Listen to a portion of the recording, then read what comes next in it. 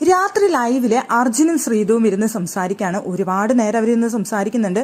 കുറെ ലേറ്റ് ആയതുകൊണ്ട് തന്നെ ഒരുവിധം പേരൊക്കെ അവിടെ കിടന്നിട്ടുണ്ട്.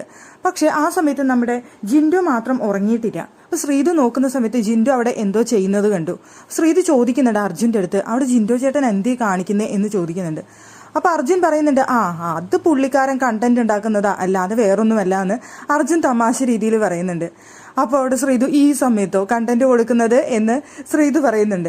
അപ്പൊ അർജുൻ പറയുന്നുണ്ട്, പുള്ളിക്കാരൻ നല്ലൊരു മത്സരാർത്ഥിയാണ്, നല്ലൊരു കണ്ടന്റ് മേക്കറാണ്.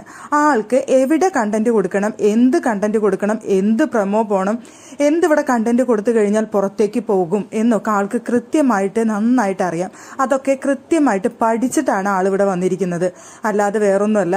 അപ്പൊ അതിനനുസരിച്ച് ആള് ചെയ്യുന്നതാ, നോക്കിയിട്ട് കാര്യമില്ല എന്ന് അവിടെ അർജുൻ പറയുന്നുണ്ട്. എന്തായാലും അപ്പൊ ശ്രീതു സമ്മതിച്ചു കൊടുക്കുന്നുണ്ട്. എന്തായാലും എനിക്ക് തോന്നുന്നു എല്ലാവർക്കും അറിയാം ജിൻഡു അവിടെ കണ്ടന്റ് ഉണ്ടാക്കാനായിട്ട് ശ്രമിക്കുന്ന, അല്ലെങ്കിൽ നന്നായിട്ട് കണ്ടന്റ് കൊടുക്കുന്ന ഒരു മത്സരാർത്ഥിയാണ്, നല്ലൊരു മത്സരാർത്ഥിയാണ്, നല്ലൊരു എതിരാളിയാണ് എന്നുള്ളത് എല്ലാവർക്കും അറിയാവുന്ന കാര്യമാണ്.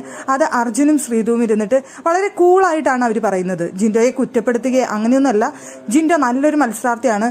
ആളുടെ കണ്ടന്റുകൾ ആൾക്ക് എവിടെയൊക്കെ ഇടണം, എവിടെയൊക്കെ കൊടുക്കണം, എന്ത് കൊടുക്കണം എന്നൊക്കെ നല്ല ധാരണയുള്ള മത്സരാർത്ഥിയാണെന്നാണ് അർജുനും ശ്രീതുവും ഇന്നലെ രാത്രി ഇരുന്ന് ജിൻഡോയെ കുറിച്ച് ലൈവിൽ ഇരുന്ന് പറഞ്ഞിരുന്നത്.